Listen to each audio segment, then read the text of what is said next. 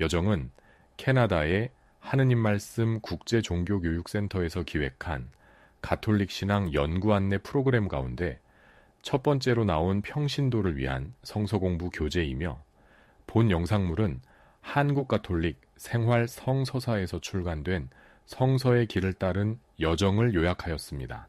이 교재는 교회에서 보편적으로 받아들여지는 연구 결과에 바탕을 둔 표준적인 이론들과 주석을 채택하였습니다. 넷째 마당 여정 강좌, 성서에 대한 교회의 가르침.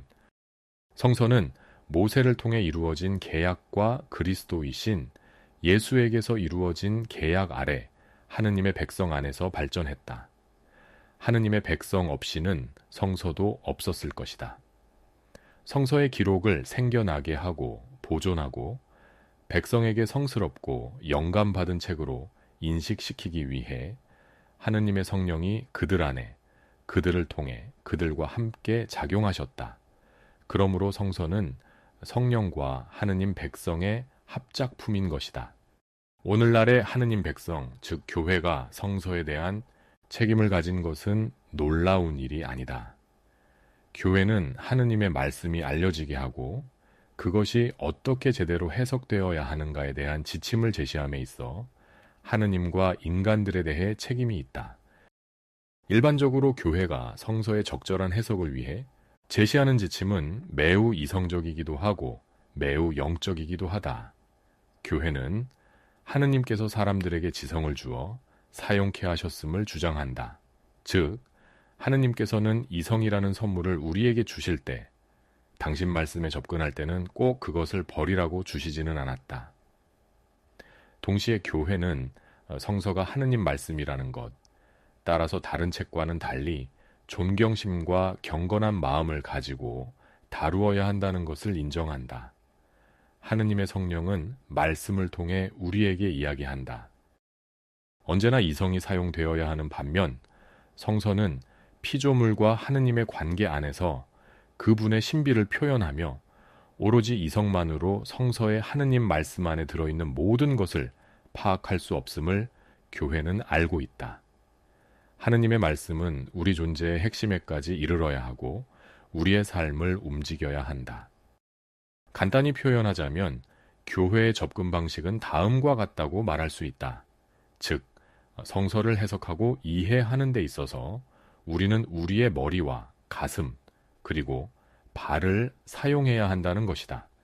성서는 히브리어, 아람어, 히라버 등의 옛 언어로 쓰여진 오래된 책이기 때문에 우리로서는 쉽게 익숙해지지 않는 그런 문화를 생각하면서 공부하기 위해서는 우리의 머리를 사용해야 한다. 그 언어들의 모든 국면, 문화, 기록 방식, 그리고 성서가 나오게 된 역사 등을 연구하는 학자들이 있어야 한다. 또 다른 학자들과 훌륭한 해석자들이 과거에 무슨 말을 했는가를 기억하도록 도와줄 학자들도 역시 필요하다.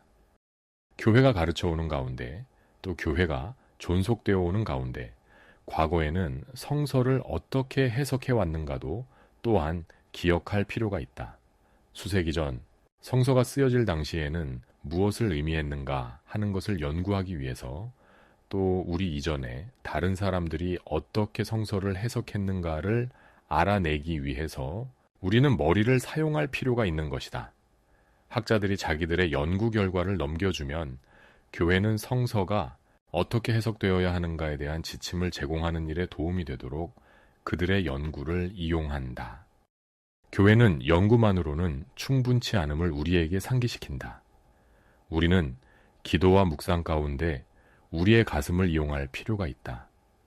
가장 우선적인 기도는 전례이다.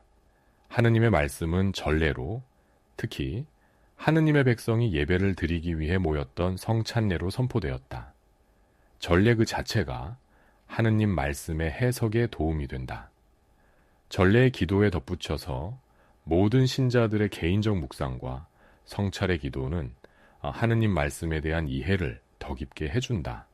성서의 말씀을 듣고 제대로 이해하는데 전례에 의한 기도와 개인적인 기도가 필요한 것은 성서가 우리 존재의 중심을 향해 말을 걸어오기 때문이다. 끝으로 우리가 하느님의 말씀을 행하지 않으면 성서의 많은 부분이 닫혀진 채 남아있게 되리라는 것을 덧붙여야겠다. 하느님의 말씀을 듣는 것과 그것을 행하는 것, 두 가지를 다 한다면 우리는 복되다.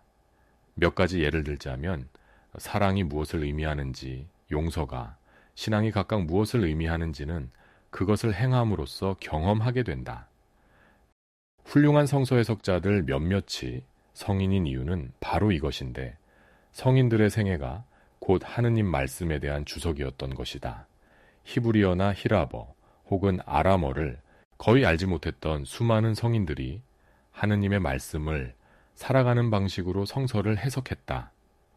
리지오의 성녀 데레사와 같은 가장 단순하고 겸손한 성인이 바로 하느님 말씀의 여러 국면에 대한 훌륭한 해석자였던 것이다. 그런가 하면 아시시의 성 프란치스코는 하느님 말씀의 또 다른 국면을 밝혀주었다. 이들을 함께 보건대 대다수의 성인들이 하느님 말씀을 행동의 모범으로서 해석하였던 것이다. 그들의 이해는 말씀을 행하는 데서 온다. 성 예로니모와 같이 학자이기도 했던 성인들이 우리에게는 매우 중요하다는 것도 말해야겠다. 하느님의 길을 걸어감으로써만 많은 것들이 이해된다. 즉, 우리는 머리와 가슴만이 아니라 우리의 발을 사용해야 하는 것이다. 요약컨대 성경이 어떻게 이해되어야 하는가에 대한 교회의 안내는 학문과 탐구의 역할을 인정함으로써 인간 이성을 존중하며 적절한 이해를 위해 기도와 활동 역시 필요함을 인정함으로써 하느님 말씀의 신성한 목적을 존중한다. 성서의 언어.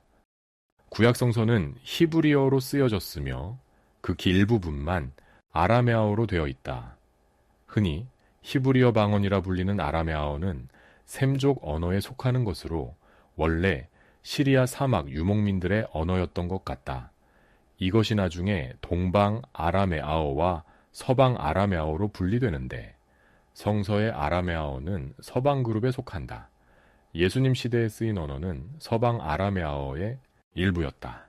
히브리어 구약 성서는 기원전 3세기경 알렉산드리아에서 히라버로 번역되었는데 전설에 의하면 70인의 율법학자들이 공동으로 번역했다 하여 70인역기라 한다. 히라버에는 고전 히라버와 코인의 히라버, 비잔틴 시대 히라버와 현대 히라버가 있는데 신약 성서와 70인역 구약 성서에 사용된 히라버는 그 당시 사실상 세계의 언어였던 코이네이다. 그런데 성서에 사용된 히라버는 다소 독특한 데가 있어서 이를 성서 히라버라고도 한다. 그 뒤 성서의 라틴어 번역은 수차에 걸쳐 이루어졌는데 고대 라틴어 번역 중 가장 유명한 것은 4세기 말에서 5세기 초까지 성 예로니모에 의해 이루어진 불카타 성서이다. 다음 영상물에서 계속 이어집니다. 구독 신청으로 함께 해주세요.